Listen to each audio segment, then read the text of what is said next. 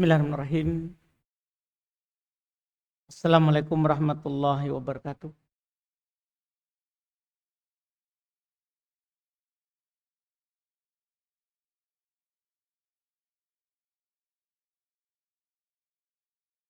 Innal hamdalillah nahmaduhu wa nasta'inuhu wa nastaghfiruh wa na'udzu billahi min syururi anfusina wa min sayyiati a'malina.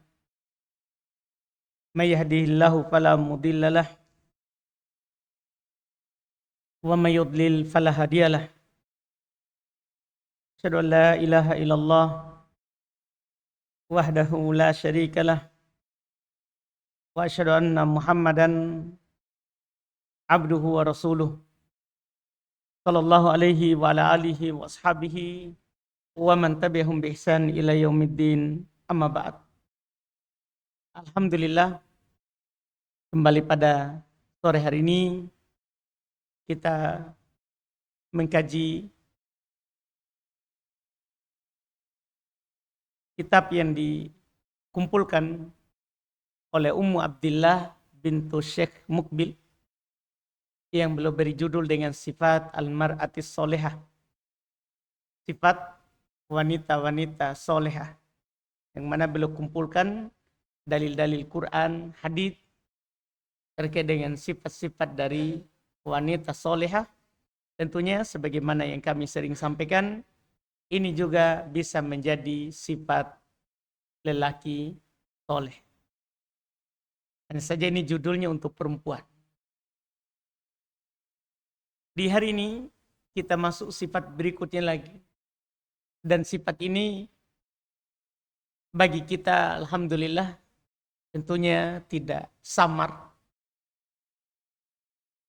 Yaitu beliau sebutkan ta'atu al-walidain. Di antara sifat wanita soleha, sebagaimana ini juga adalah sifat dari lelaki soleh, ta'atul walidain, taat kepada kedua orang tua. Ini sifat tentunya tidak samar bagi kita akan kedudukannya. Belum lagi pahalanya. Dan kewajiban kita setelah kita menunaikan hak Allah, maka kita menunaikan hak sesama kita. Hak sesama yang paling wajib kita tunaikan adalah haknya orang tua. Sampai Nabi SAW katakan dalam sebuah hadits, yusikumullahu bi ummahatikum. Yusikumullahu bi ummahatikum. Yusikumullahu bi abaikum.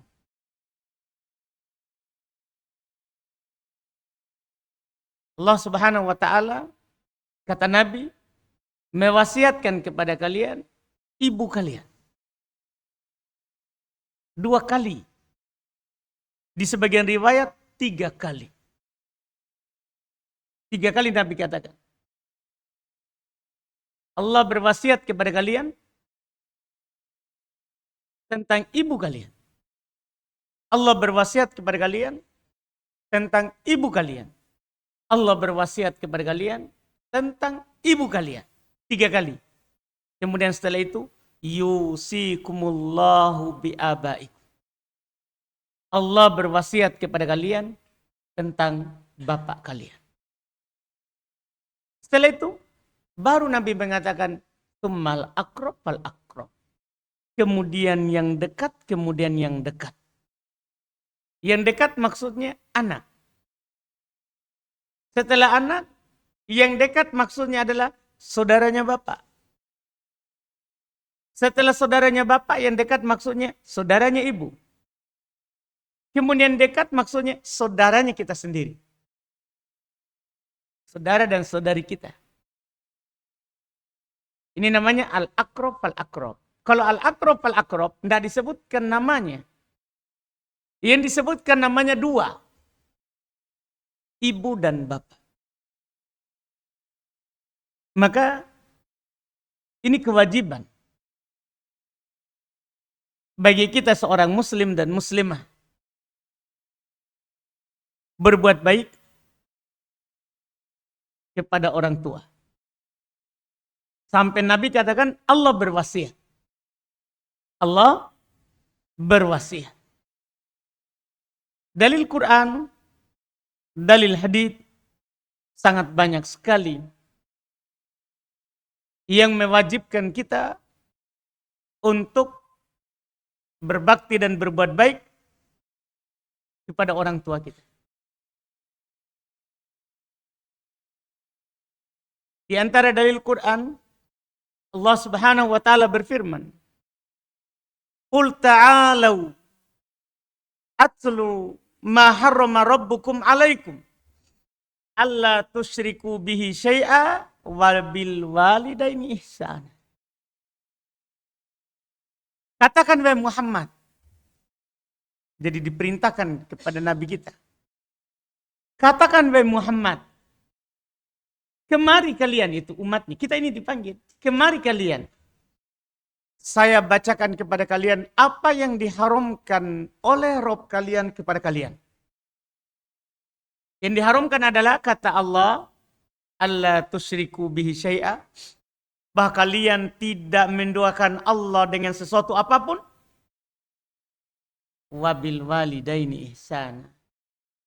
Dan kepada kedua orang tua, hendaklah kalian berbuat baik. Bayangkan. Setelah perintah untuk bertauhid, tidak syirik, maka perintah untuk berbuat baik kepada orang tua. Sama juga dengan firman Allah Ta'ala, wa qada rabbuka alla ta'budu illa iyyahu wa bil walidaini ihsana. Sama. Rabbmu telah memutuskan. Ini keputusan dari Allah pencipta kita. Rabbmu telah memutuskan. Rabbmu telah menetapkan bahwasanya kalian tidak boleh beribadah kecuali kepada Allah. Dan kepada kedua orang tua berbuat baiklah. Ini dua ayat pertama. Ayat pertama tadi di surah Al-An'am 151. Ayat kedua ini Al-Isra 23. Ketiga ada juga An-Nisa 36. Allah berfirman, wa'budullaha wa la tusyriku bihi syai'a wa bil walidaini ihsana. Sembahlah Allah. Jangan menduakan Allah dengan sesuatu apapun. Wa bil walidaini ihsana. Dan terhadap kedua orang tua berbuat baik. Jadi bukan satu ayat ini ayat ketiga. Ayat keempat ada di surat Al-Ankabut. Allah berwasiat. Wa wassaynal insana biwalidayhi husna. Wasiat. Kita tahu kan wasiat sesuatu yang penting yang harus dijalankan. Wa wassaynal insan, kata Allah. Kami wasiatkan kepada seorang manusia. Apa wasiatnya? Biwalidayhi husna. Untuk berbuat husna. Husna itu ini muannasnya ahsan. Berbuat yang lebih baik. Bukan berbuat baik lagi di sini. Berbuat husna, yang terbaik. Kalau ada perbuatan kita anggap yang baik, maka terhadap orang tua yang terbaik. Itu kalau kita paham bahasa Arab. Husna, wazan fu'la. Yang terbaik. Bukan lagi berbuat baik, tapi berbuat yang terbaik. Iya, berbuat yang terbaik. Ini di surat Al-Ankabut Senada juga dengannya di surah Luqman, wasiat. Sama. Cuman di surah Luqman diingatkan kenapa kita harus berbuat baik kepada kedua orang tua kita, khusus ibu. Kata Allah, wa wassaynal insana biwalidayhi. Kami wasiatkan kepada manusia akan kedua orang tuanya. Hamalathu ummuhu wahanan ala wahanin wa fisaluhu fi amain. Masya Allah. Kenapa kita harus berbuat baik? Allah ingatkan satu kebaikan ibu.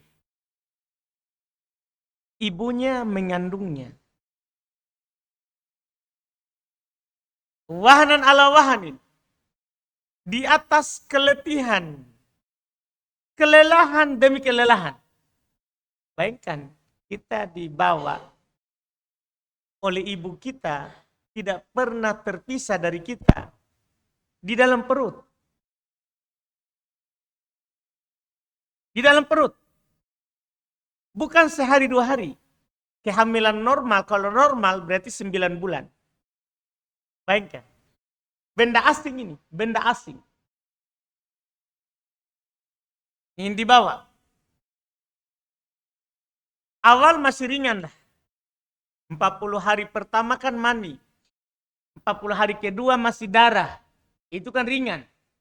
40 hari ketiga jadilah daging. Setelah genap 120 hari, ditiup ruh. Mulai kita bergerak, di situ masalah. Mulai kita bergerak. Karena kita hidup. Tadinya itu hanya mani. Kemudian darah. Darahnya bukan darah besar. Kan setetes mani. Jadi darahnya itu masih kecil. Masih kecil. Iya.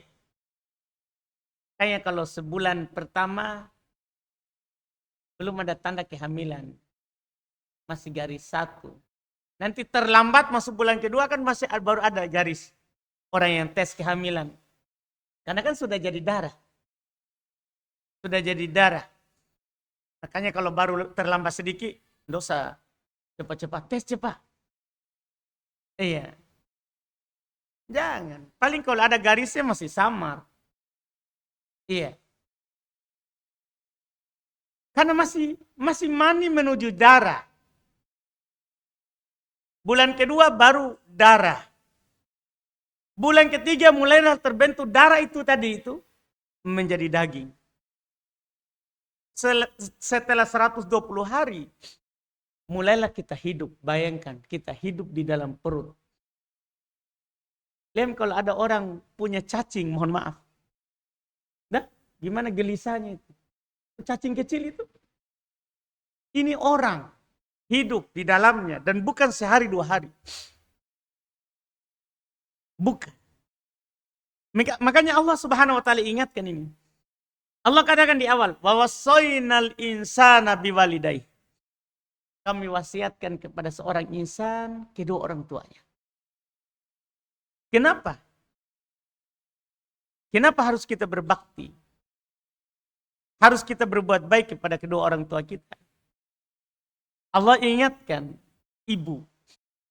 Hamalathu ummuhu wahnan ala wahn. Ibunya mengandungnya. Wahan ala wahan. Keletihan di atas keletihan. Keletihan yang berlipat ganda. Bayangkan, belum lagi ngidam. Tidur. Bayangkan bagaimana itu tidurnya. Tidurnya. Semua sisi tidak enak. Iya. Jam ke ibu kita. Kita saja kalau besar perut. Gimana itu? Susahnya itu mau bangun.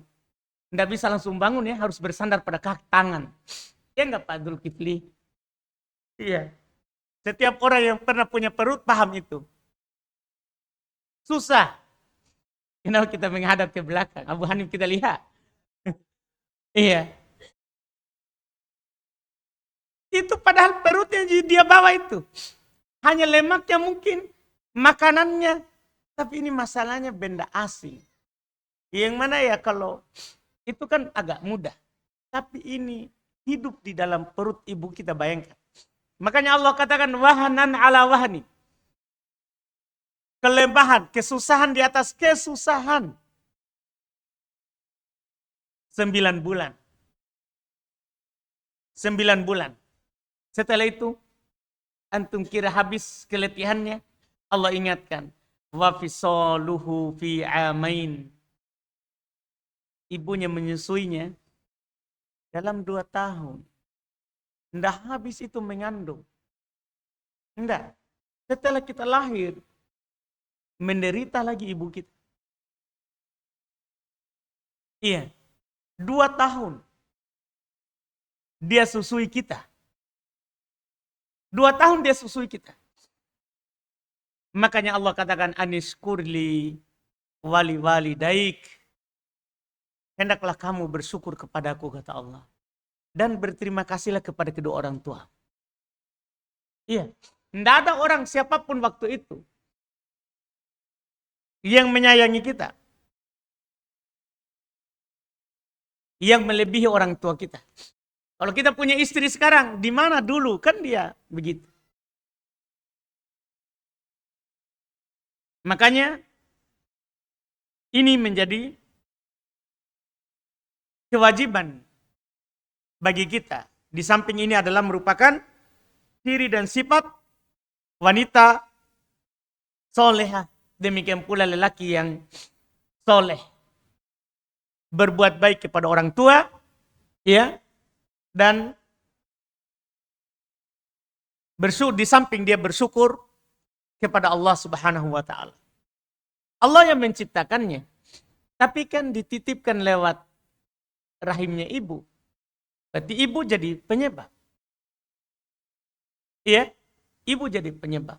Bapak jadi penyebab. Kita ada dalam kehidupan dunia ini. Makanya orang tua bagaimanapun walaupun dia menyuruh kita durhaka kepada Allah, kita tidak taat di perintahnya itu, tapi tetap kita temani. Tetap kita temani dalam kehidupan dunia ini dengan baik.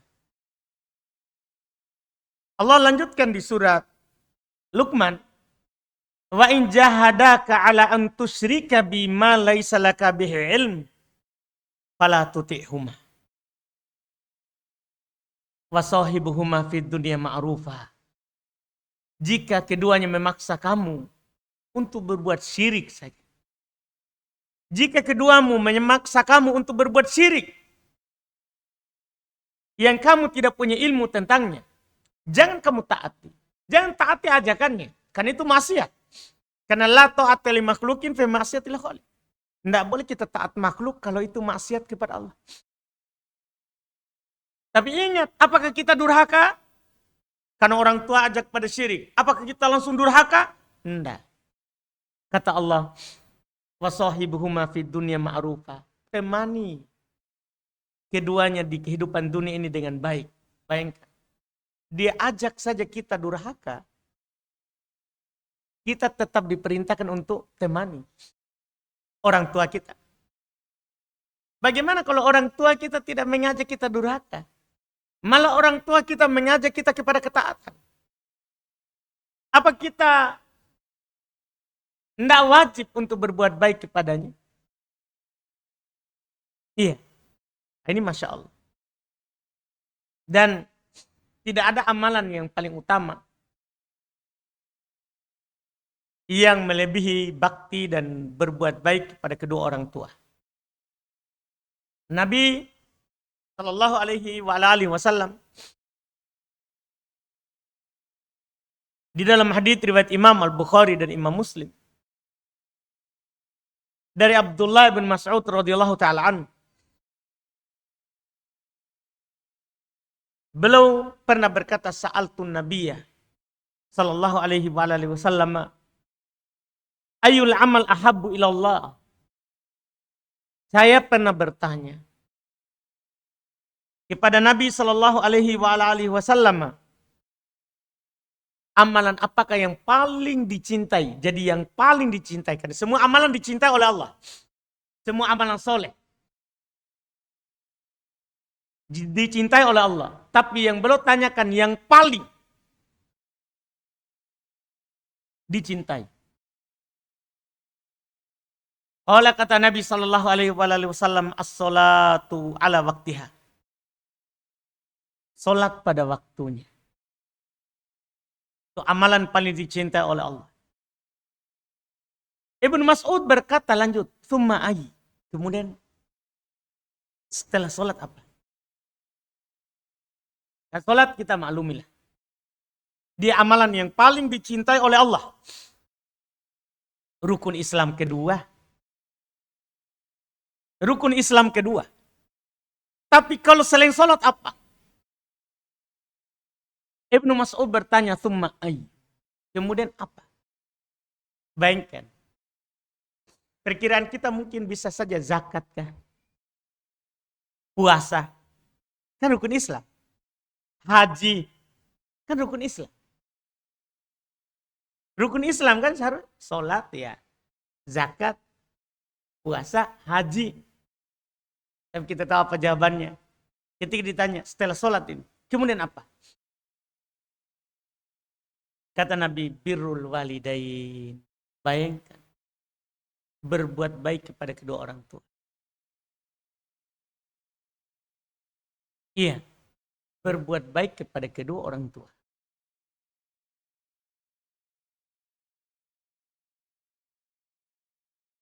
Ini yang belum katakan. Bahkan dia mengalahkan jihad di jalan Allah. Karena ketika Nabi ditanya, summa ay, kemudian apa lagi? Ketiga kalinya. Kata Nabi, al-jihadu fi sabilillah. Berjihad di jalan Allah.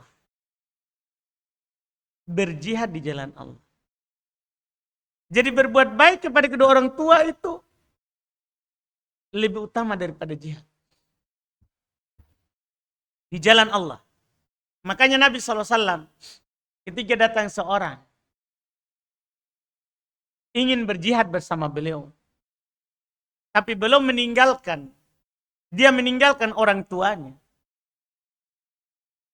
Kata Nabi kepadanya, fafihima fajahid. Pada kedua orang tuamu kamu berjihad. Kan masalahnya berat ini. Kita berjihad melawan orang kafir kan ya. Kalau kita tidak membunuh, kita dibunuh selesai. Tidak ngomel-ngomel kan begitu. Orang tua ini. Karena ada ngomelnya. Ada hal-hal yang membuat kita kadang harus meninggalkan istri, meninggalkan istirahat. Ini lebih daripada berjihad. Lebih daripada berjihad. Inilah jihadnya kita. Apalagi kita sekarang ini, tidak ada jihad, apalagi akhwat, ummahat, perempuan, tidak ada jihadnya. Disinilah dia jihad. Disinilah dia jihad. Di orang tuanya. Ini amalan yang paling utama, paling dicintai oleh Allah. Di samping durhaka itu diharapkan. Kita diharumkan untuk durhaka. Kata Nabi SAW, innallaha harrama alaikum uququl ummahat. Sesungguhnya Allah mengharamkan kepada kalian durhaka kepada ibu. Walaupun bapak juga begitu, tapi ummahat. Dan lebih banyak orang durhaka kepada ibunya daripada bapak. Kenapa? Karena bapak lebih banyak memaafkan anaknya daripada ibu. Dan bapak tidak ada ngomel-ngomelnya biasa. Kalau ibu lebih banyak ngomelnya. Sehingga anak terpancing emosi lebih banyak. Belum lagi ketika orang sudah menikah. Yang sudah pernah kita juga bahas. Kesalahan suami adalah ketika menikah dia lupakan ibunya. Ditambah lagi istri juga. Istri yang tidak peduli terhadap mertuanya. Selesai masalah. Dia hanya mementingkan dirinya. Nah, ini banyak kedurhakaan di situ. Iya. Belum lagi kata para ulama, kebaikan ibu itu tidak sama dengan kebaikannya bapak. Kebaikan bapak itu rata-rata yang terlihat oleh orang. Kebaikan ibu itu rata-rata tidak terlihat. Tidak terlihat karena dia di rumah. Sehingga kadang anak lupa kebaikan ibunya. Ia mengandungnya, menyusuinya. Dia lebih ingat pemberian bapaknya daripada ibunya. Makanya disebutkan hati-hati durhaka kepada ibu.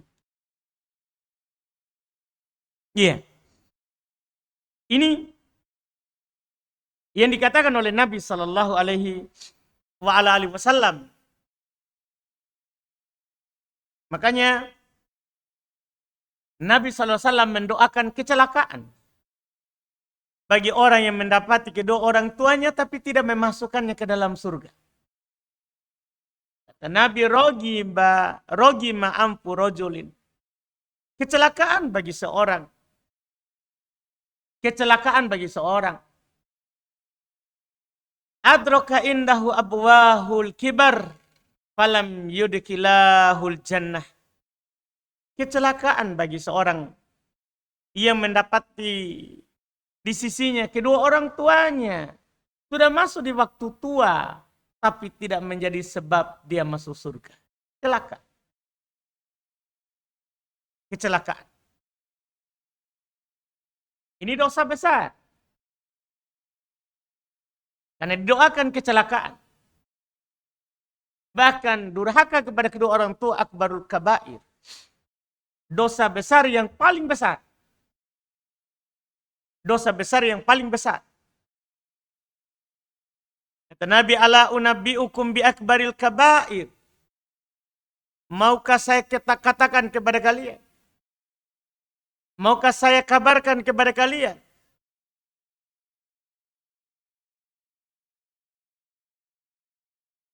Dosa besar yang paling besar.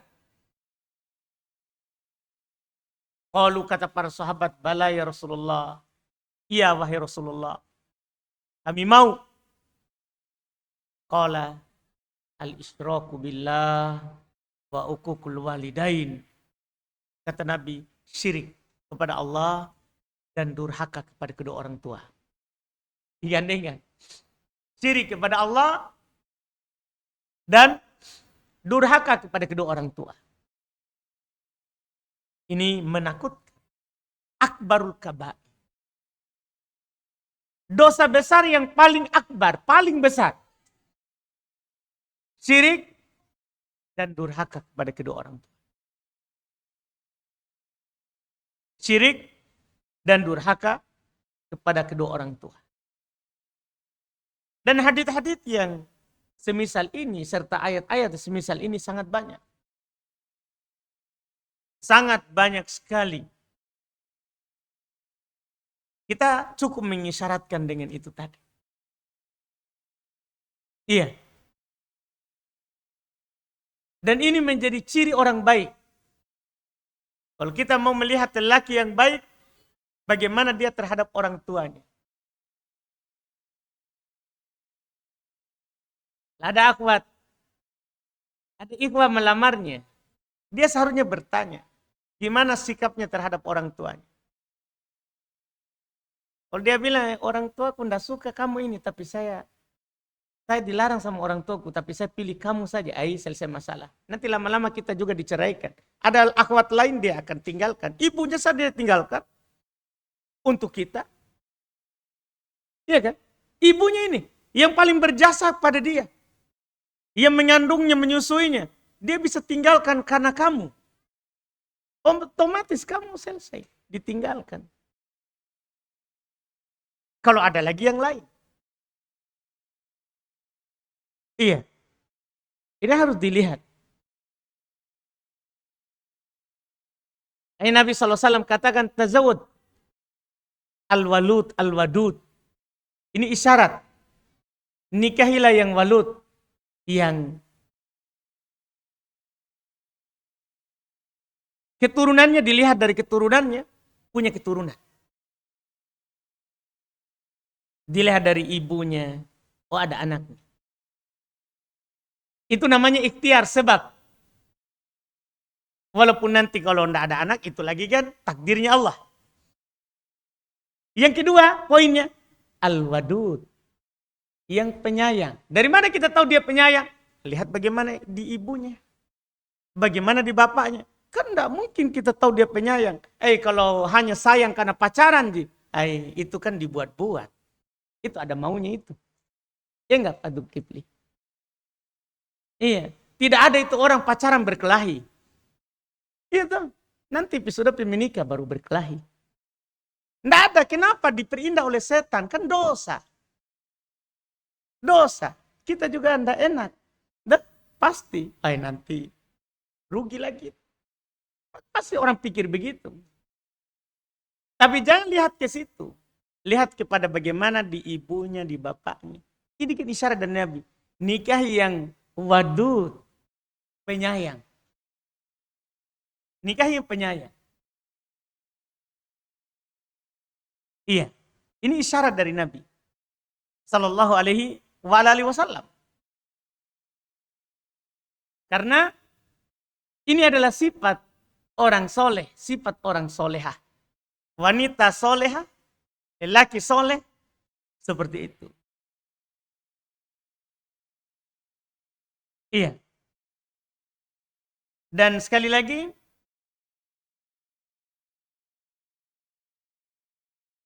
ini menjadi ciri dasar wanita dan lelaki soleh. Dia pasti akan lebih mendahulukan orang tuanya daripada segalanya. Poin di masalah ini sangat banyak.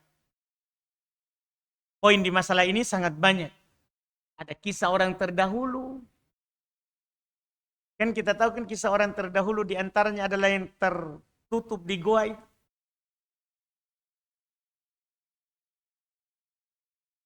Ya mereka masuk di goa berlindung karena hujan terus tertutup mulut goanya. Salah satu dari mereka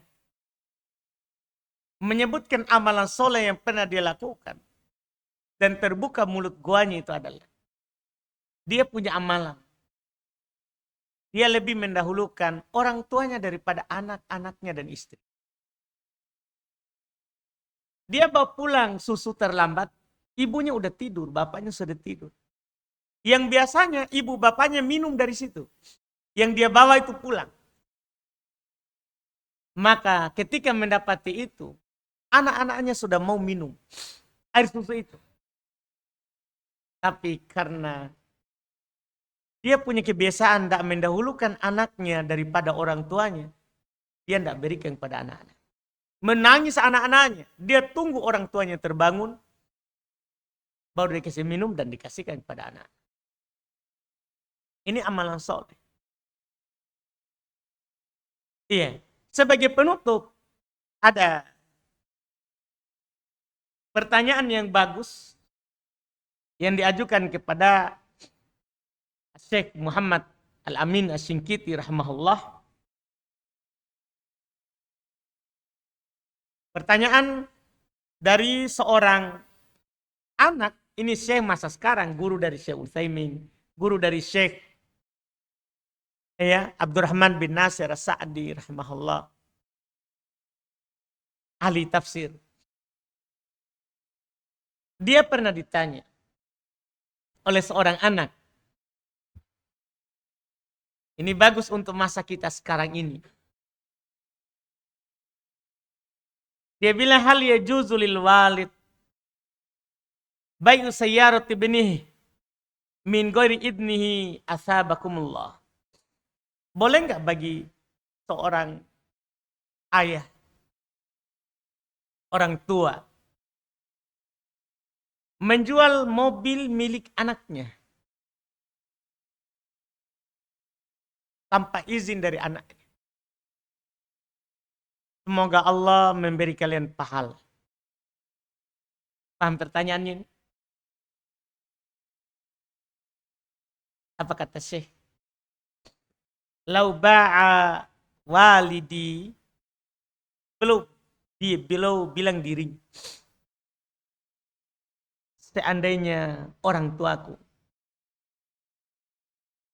menjual mobilku, la baraktu bai'ahu wa raditu. Saya akan mengatakan semoga berkah transaksimu dan saya akan ridho. Dia akan doakan keberkahan. Kalau kita gimana itu? Itu saya bilang. Kalau saya tidak akan bertanya, saya tidak akan bertanya hukumnya. Kan dia bertanya ini hukum. Karena dia mau tuntut hukumnya, haknya. Saya bilang kalau seandainya saya, orang tuaku yang menjual mobilku, saya akan katakan semoga berkah. Kalau kita, ngeri kita ya. Iya. Sudah marah kemana-mana mungkin kita ini. Itu menunjukkan jauhnya kita dari sifat orang baik. Iya. Kita kadang mengeluh. Orang tua minta sesuatu, kita kadang mengeluh. Bahkan kadang istri kita marah-marah kalau kita kasih orang tua. Padahal dia tidak tahu itu. Kalau tidak ada ibu bapak kita, dia tidak punya kita. Tapi begitulah sebagian orang jauh dari sifat soleh. Sebagian dari kita jauh dari sifat soleh. Kadang kita lupakan semuanya. Saya malah jawab begitu. Iya. Kalau saya, dia bilang, seandainya orang tua menjual mobilku, saya akan mendoakan keberkahan dan saya akan ridho. Kenapa? Beliau bilang, la yastati'ul insan al-bar al-mawqif ayyakifa fi wajhi walidih. Iya. Karena tidak seorang yang baik, tidak akan mungkin dia berdiri di hadapan ayahnya dan bilang, kenapa kita jual mobilku? Tidak mungkin. Tidak mampu. Orang baik. Iya. Karena mobil itu tidak seberapa dibandingkan dengan kebaikan orang tua. Karena kalau kita tidak ada ibu kita, bapak kita, tidak punya mobil. Tidak punya mobil. Iya. Makanya dilihat daripada orang-orang sebelum kita. Dari para nabi dan para rasul Allah. Nabi Ismail ketika disampaikan oleh ayahnya Ibrahim untuk ganti daun pintu, ganti istri, dia ganti. Dia ceraikan istri. Dia ceraikan istri. Orang tuanya suruh. Iya. Kita lihat Ibnu Umar. Ini kisah di kita, ini di kita. Kan bisa saja kita bilang, oh itu kan syariat dulu Ustaz. Syariat dulu. Syariat orang dulu. Belum tentu berlaku di kita. Di syariat kita juga ternyata begitu. Ibnu Umar punya istri. Dia sangat mencintai. Dia suka kepada istri. Tapi bapaknya tidak suka. Umar. Maka Umar suruh Ibnu Umar untuk ceraikan istrinya. Dia suruh anaknya, ceraikan istrimu. Tapi karena dia suka istrinya, dia enggan untuk menceraikan. Maka Umar menyampaikan hal itu kepada Rasulullah. Tentang sikap anaknya tadi. Apakah juga Umar berlebihan dalam hal itu? Maka Nabi SAW perintahkan Ibnu Umar untuk menceraikan istri. Kata Nabi, ati abak, taati bapakmu. Taati bapak. Bayangkan. Iya. Kita kadang, mengerikan kalau di masyarakat ya. Itu karena jauhnya mereka di ilmu. Karena dia tinggalkan orang tuanya gara-gara orang lain. Iya. Orang tuanya larang, kadang kita paksakan. Banyak sekali Di kita ini, orang tua sudah larang, jangan menikah sama itu. Kita tetap laku. Iya, kita melanggar. Padahal kita masih milik orang tua. Ini menunjukkan jauhnya kita dari sifat orang baik. Iya, ini sisi yang paling penting. Yang beliau sebutkan. Dan banyak lagi. Iya.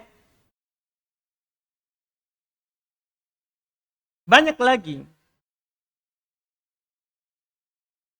Hal-hal yang seperti ini dari jawaban para ulama terkait dengan hak yang harus kita dahulukan. Terkait dengan hak yang harus kita dahulukan. Dan di antara jawaban Syekh Asy-Syinkiti, terkadang kita memang begitu. Untuk melakukan ketaatan besar dan mendapatkan pahala besar, terkadang kita sempit dan disempitkan dalam masalah dunia. Apalagi kadang sudah disuka. Sudah disuka. Ada orang, kadang begitu datang. Tanya Ustadz, ada ini akhwat. Iya. Saya sudah suka sekali agamanya. Oh, pokoknya dia sampaikan ke saya. Sering. Begitu. Saya sendiri ternyata mengalami itu. Di masyarakat banyak pertanyaan begitu. Di orang-orang masyarakat, guru-guru yang telah meninggal. Ternyata di kita juga begitu. Sampai sekarang masih begitu orang.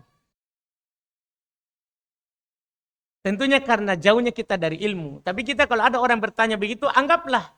Ya mereka ingin meminta nasihat. Ada orang ingin meminta nasihat. Tidak sedikit di sana orang datang, ikhwah datang kepada kita bilang, ada akhwat saya suka sekali mi, bagus sekali mi agamanya. Tapi ibuku tidak mau, dia mau yang lain. Iya. Gimana itu Ustaz? Ya, otomatis kita bilang, taati orang tuamu. Kan tidak boleh kita paksakan menikah dengan seorang. Setelah itu nanti kan kalau ibu kita suruh ceraikan istrimu, kan wajib kita ceraikan. Kan tidak bisa lagi, karena kapan kita buka ini pintu, nanti kita durhaka lagi berikutnya. Orang tua suruh lagi pisah, kita tidak mau lagi, durhaka lagi. Lebih baik sekarang mumpung masih proses, lebih baik kita minta maaf kepada akhwat itu. Bukan jodoh. Kan kalau tidak dipermudah bukan jodoh. Kita sudah melakukan sebab tapi tidak dipermudah. Ya kita berusaha lagi. Karena tidak bisa ini kita pertentangkan. Walaupun kadang membuat dunia kita itu jadinya sempit. Tapi Syekh Asy-Syinkiti rahimahullah ta'ala sebutkan, banyak di sana bukti bahwa orang yang mengikuti orang tuanya, ujung-ujungnya tidak sempit. Ujungnya. Mungkin sekarang menurut dia ini, dan banyak orang tidak ikut saran orang tuanya, malah dia susah kehidupan setelahnya. Banyak orang, banyak sekali orang. Apakah yang kita baca dari kisah, atau bahkan kita lihat sendiri. Banyak orang, banyak ikhwah, banyak akhwat. Orang tuanya tidak suka, dia paksakan. Setelahnya kehidupannya sempit. Dan banyak lagi orang di sana yang ikut saran orang tuanya. Ikut saran orang tuanya. Malah hidupnya setelahnya tidak sempit. Iya, karena ridhonya Allah diridho orang tua. Diridho orang tua. Ini penting. Di samping menjadi poin dasar kita adalah ciri orang soleh. Ini tentunya jangan dilupakan judul. Ciri orang soleh. Dia taat kepada orang tuanya. Selama bukan maksiat. Selama bukan maksiat. Iya. Kan misalnya dalam masalah tadi orang tua enggak larang kita menikah. Dia suruh kita menikah, cuman dia enggak suka calon kita. Ya kita cari saja yang orang tua suka.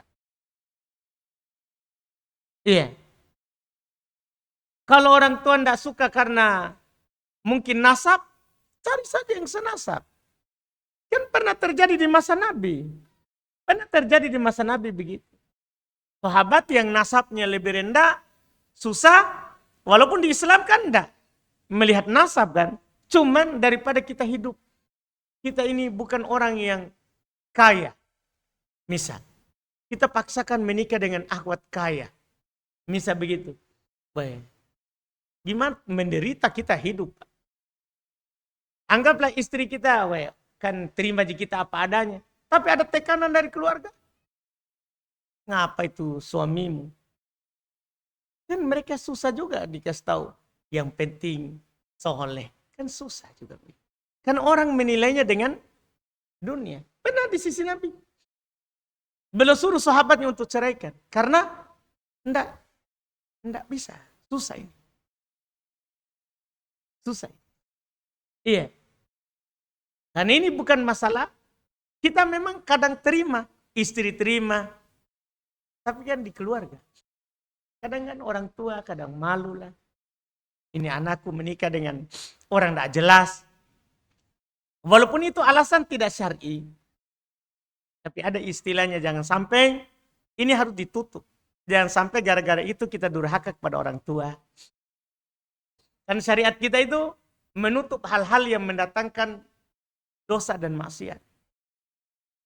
Menganjurkan hal-hal yang mendatangkan pahala dan kebaikan. Yang jelas kita kembali ke judul kita, bahwa ini ciri orang baik. Ciri orang soleh dan wanita soleha adalah taat kepada orang tuanya. Taat kepada orang tuanya. Ini wallahualam kita cukupkan dulu. Kalau ada pertanyaan, kita lanjut dengan tanya jawab. Baik, mungkin dari Ihwa dulu 2. Ada? Silakan angkat tangannya. Kalau tidak ada dari Ihwa, dari bapak-bapak langsung ke sebelah, ke Umahat. Ya, silakan Umahat. Bismillah, Afan Ustadz, apa hukumnya perempuan, terutama perempuan yang sudah tua, melakukan botak dengan alasan selama dia botak sudah jarang keluar masuk rumah sakit. Dan dia rasa kalau botak lebih ringan perasaannya, lebih enak beliau rasa. Dan kalau ambil wudhu, enak juga katanya Ustadz. Baik, asalnya perempuan tidak boleh botak. Kecuali darurat atau hajat. Hajat maksudnya dia sakit. Darurat, ya harus dipotong botak rambutnya.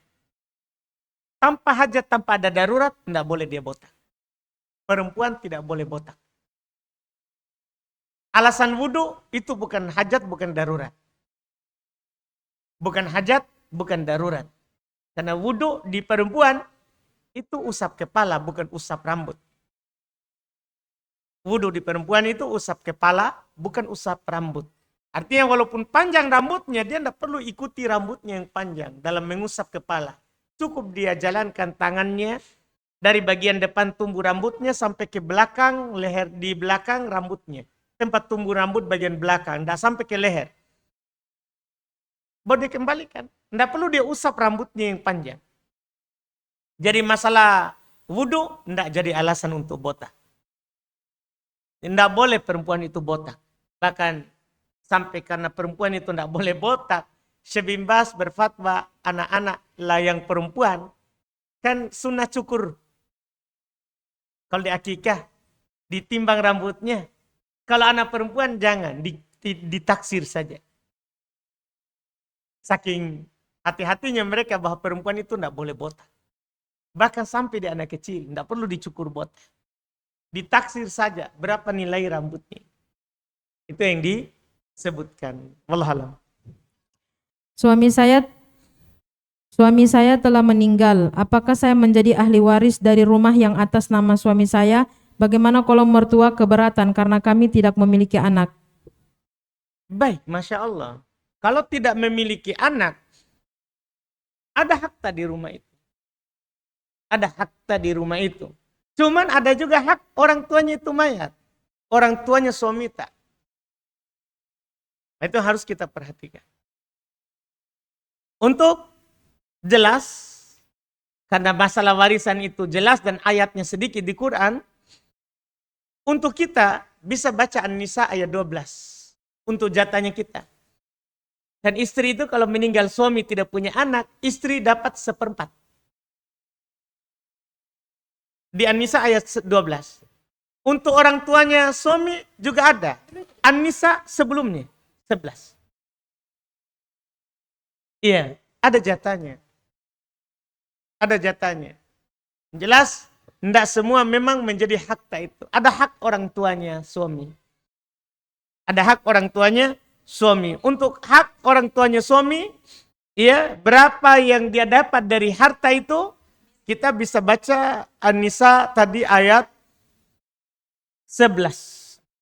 Ya, An-Nisa ayat 11. Kan di situ ya dikatakan oleh Allah Subhanahu wa taala kalau tidak punya anak. Kata Allah, fa illam yakun lahu walad wa warithahu abawahu fali ummihi thuluth. Jika dia tidak punya anak dan dia memiliki orang tua, maka untuk ibunya 1/3. Ada jatah. Memang punya hak tahu, tidak boleh kita. Misalnya warisannya cuma rumah itu, maka ibunya dapat 1/3. Ibunya dapat 1/3. Iya. Kalau punya anak, 1/6. 1/6. Kalau punya anak. Orang tuanya. Jadi ada jatah. Ada jatahnya. Jadi kalau kita mau memiliki itu rumah, ya kasih dulu jatahnya orang tuanya. Kan ada haknya. Ada haknya. Iya. Ini ada haknya orang tuanya di situ. Kita punya hak, tapi bukan punya kita semua itu. Kalau dia tidak punya anak, ada di ayat 12.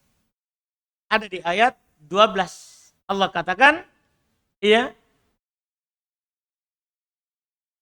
di haknya istri, walahunnar rubu' mimma taraktum illam yakun lakum walad. Untuk istri punya 1/4. Jika suami meninggal tidak punya anak. 1/4. Kalau punya anak kan turun lagi. Wa in kana lakum waladun falahunna tsumun. Kalau punya anak maka istri dapat 1/8. Jadi ini pokoknya ini warisan tidak diwakilkan ke kita pembagiannya. Karena kita kadang ada kecondongan. Allah sendiri sudah bagi semua. Sudah bagi semua. Iya. Ini yang perlu kita ketahui. Jadi kalau kita bilang punya, warisan punya, tapi orang tuanya punya atau tidak, punya juga. Ada haknya di situ. Ada haknya di situ. Bahkan walaupun punya anak. Sebagian orang kan di masyarakat, kalau sudah punya anak langsung ke anak. Enggak. Kalau masih hidup orang tuanya, masih ada jatah orang tuanya. 1/6. Kakek neneknya maksudnya nih. Kakek neneknya tetap dapat harta. Sebagian orang begitu di masyarakat. Kalau punya anak, langsung anaknya semua dapat. Enggak. Kasih dulu kakek neneknya 1/6. Kakek neneknya 1/6. Setelah itu, untuk anak. Untuk istri juga ada, kan begitu. Iya, 1/8. Ada untuk ibunya. Iya, ini yang patut dipahami wallahualam. Apa hukum menyimpan uang di aplikasi e-wallet SeaBank, di mana setiap hari kita mendapatkan bunga tabungan dari aplikasi tersebut? Kita simpan untuk apa? Untuk menjaga harta atau apa? Kalau untuk mendapatkan bunganya, yaitu masuk deposit kan, mirip deposit. Iya, itu pengharumannya tidak diragukan. Karena kita boleh menyimpan uang di bank, boleh. Untuk menjaga harta, satu. Yang kedua, untuk hajat transaksi. Banyak orang transaksinya sekarang ke bank, maka boleh karena hajat. Adapun untuk menggandakan uang haram karena asalnya riba haram. Asalnya riba haram. Jadi dibolehkan karena darurat penjagaan terhadap harta. Dibolehkan karena hajat karena ada transaksi. Itu pun nanti kalau ada ribanya kita keluarkan ke kebutuhan umum, fasilitas umum, bangun jalan, bangun sekolah. Itu yang disebutkan. Wallahualam. Berdosakah istri jika ia enggan ikut merawat mertuanya? Berdosa. Karena tidak taat kepada suami. Kalau suaminya suruh. Kalau suaminya suruh. Dia tidak mau, berdosa. Karena tidak taat suami dalam ma'ruf. Itu kan ma'ruf. Disepakati oleh para ulama. Merawat orang tua sendiri atau orang tua suami. Kebaikan. Kan tidak boleh istri itu tidak mau dalam kebaikan. Dia berdosa di situ. Karena tidak taat suami dalam hal yang ma'ruf. Iya, dalam hal yang ma'ruf. Nah, kalau suaminya maafkan, dia tidak merawat orang tua suaminya maafkan. Apakah dia berdosa? Tidak berdosa, tapi dia tidak dapat keutamaan. Itu yang pertama. Yang kedua, dia tidak berterima kasih kepada orang yang berjasa. Adanya suaminya itu karena orang tuanya suami. Itu tadi, tidak membalas kebaikan dengan kebaikan. Tidak membalas kebaikan dengan kebaikan. Wallahualam. Bagaimana sikap anak terhadap bapak anak yang sering mabuk-mabukan dan kadang minta uang untuk beli minuman keras, dan terkadang kalau tidak anak kasih uang beliau marah sampai-sampai mengungkit sesuatu yang menyakitkan. Baik. Pertama, kita menasehatinya. Kemudian yang kedua, dikatakan oleh Syekhul Islam Ibn Taimiyah, kita tidak dianggap durhaka. Kalau kita tidak memberikan orang tua sesuatu yang kalau kita kasih dia akan berbuat dosa. Tidak dianggap durhaka. Mungkin kita paham ini. Ada orang tua minta uang untuk beli rokok misalnya. Itu kan membahayakannya. Kita tidak kasih. Kita tidak dianggap durhaka. Tidak dianggap durhaka. Itu dulu masalah kedua. Masalah ketiga, jika ada doror, kita tidak kasih malah dorornya lebih besar. Kita kasih ada dorornya untuk orang tua. Tapi kalau kita tidak kasih dorornya lebih besar, maka kita kasih saja. Daripada melahirkan doror yang lebih besar. Itu nanti masalah ketiga. Boleh kita kasih dalam rangka menempuh doror yang lebih sedikit. Boleh kita kasih dalam rangka menempuh doror yang lebih sedikit. Wallahualam. Tapi itu dipertimbangkan. Itu dipertimbangkan dengan baik dulu. Wallahualam. Bagaimana dengan orang tua angkat? Apakah kita berkewajiban membalas jasanya seperti membalas jasa orang tua kandung kita dengan kondisi kedua orang tua kandung dan orang tua angkat keduanya masih hidup? Apakah setelah menikah khususnya ahwat berkewajiban berbuat baik kepada ibu seperti apa dan sebatas apa? Baik. Tentunya orang tua angkat tidak sama dengan orang tua kandung. Dalam hal membalas. Karena orang tua angkat hanya membalas budi kebaikannya saat kita berada dalam perawatannya. Kalau kandung, baik tidak ada. Kecuali kita dapatkan, kata Nabi, kecuali didapatkan ibu kita dalam keadaan budak, kemudian kita beli dan kita merdeka. Itu baru kita bisa balas. Tentunya jauh dengan itu. Kalau orang tua angkat hanya membalas kebaikannya karena dia telah berbuat baik untuk menjaga dan merawat kita. Iya, kalau orang tua angkat seperti itu saja. Orang tua kandung tentunya karena dia yang mengandung kita, menyusui kita, iya, lebih besar haknya daripada segala, daripada semuanya kecuali hak Allah. Kecuali hak Allah Subhanahu wa ta'ala. Tetap sama-sama kita harus berbuat baik padanya karena jasanya. Cuman kalau sama tidak akan pernah tentunya. Tidak akan pernah sama. Bahkan ditanya di Ibnu Umar, bahkan tidak akan sama dengan satu kali tarikan napasnya saat dia melahirkan kita. Jauh. Iya perbedaannya.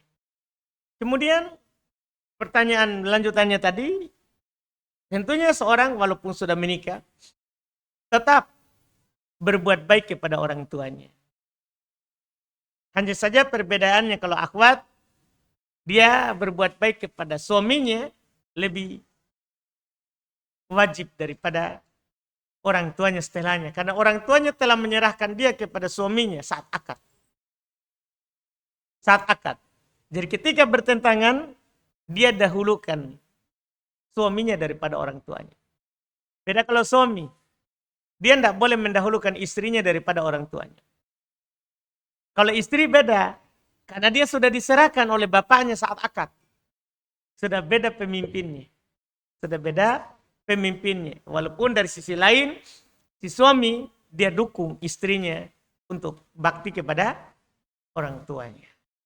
Untuk membalas jasa orang tua. Karena kalau tidak ada orang tuanya itu istri, sama juga. Tidak ada istri kita. Tidak ada istri kita. Wallahualam. Afwan Ustadz, suami saya sudah mengizinkan saya untuk safar. Saya harus pulang melihat ibu yang sedang sakit. Apakah bisa? Bisa kalau diantar oleh suami. Kalau hanya bisa, izin? Hanya izin tidak. Diantar. Kan tidak boleh dia safar tanpa mahram. Jangan sampai kita tanya apakah bisa. Maksudnya lanjutkan sedikit. Apakah bisa pulang tanpa mahram? Begitulah. Jangan bilang apakah bisa. Iya. Kalau jarak safar. Kalau jarak safar. Kalau bukan jarak safar, maka tidak perlu ditemani oleh, tidak wajib ditemani oleh suami. Ya, tapi kalau jarak safar wajib suaminya pergi temani, antar, kemudian nanti dia kembali lagi. Kemudian nanti dia kembali lagi. Itu yang harus dia lakukan. Wallahualam. Bagaimana dengan orang tua yang selama ini kita kasih uang per bulan, akan tetapi orang tua bercerita ke orang lain bahwa dia tidak pernah diberikan uang dan akhir terdengar sampai kepada menantu. Jadi menantu tidak lagi memberikan uang tiap bulan. Tidak. Kalau seperti itu tetap kita berikan. Pernah di masa Nabi ada seorang bertanya, Rasulullah, saya punya kerabat. Saya membantu mereka tapi mereka tidak membantu saya. Saya berbuat lembut kepada mereka tapi mereka berbuat bodoh kepada aku. Maka Nabi SAW katakan, kalau memang kamu seperti yang kamu bilang, Allah Subhanahu wa Ta'ala akan terus membantumu selama kamu seperti itu. Tidak boleh kita ada orang berbuat jahat, kita balas. Tidak, biar saja, itu kan dosa dia. Itu kan dosa dia. Iya. Kalau kita berbuat baik, malah dia berbuat jahat. Kita sebagai kerabat, sebagai anak, kita kirimkan uang, tapi dia menceritakan kita tidak pernah kirimkan. Tidak boleh kita membalasnya untuk tidak mengirimkan. Tetap saja, kirimkan saja. Walaupun dia bilang tidak pernah dikirim. Iya, wallahualam. Ada hadisnya itu ya, di Adabul Mufrad, Imam Bukhari sebutkan. Bahwa ada orang berbuat baik pada orang tuanya, kerabatnya, tapi mereka tidak berbuat baik kepadanya. Maka Nabi katakan, kalau kamu tetap seperti itu, maka Allah Subhanahu wa Ta'ala akan selalu membantu. Wallahualam. Afwan, satu lagi Ustadz. Bagaimana kalau ana sebagai menantu sudah bersikap baik dan taat terhadap mertua, tapi seringkali mendapat perlakuan tidak baik. Terkadang sering juga mendengar ana dijelek-jelekan di belakang. Dan sekarang ana lebih memilih untuk menjaga jarak, tidak seperti biasa lagi. Tapi anak tidak pernah melarang suami untuk berbakti kepada orang tuanya. Enggak, seharusnya enggak usah menjaga jarak. Sabar saja. Kata Nabi SAW, ka'annama in kana kama qulta, faka'annama tasifuhumul mal. Kalau seandainya seperti yang akhwat tadi katakan, kata Nabi, seakan-akan kamu menaburkan di mulutnya al-mal. Al-mal itu apa itu ya? Tempurung kelapa itu, atau Apa itu yang dipakai, yang hitam itu, apa namanya? Kenapa saya lupa hari ini? Arang. Seakan-akan itu arang yang sudah dipanaskan, kemudian kamu masukkan di mulutnya. Kalau seperti yang kamu bilang, kamu sudah berusaha berbuat baik, tapi dia tidak berbuat baik kepada kita.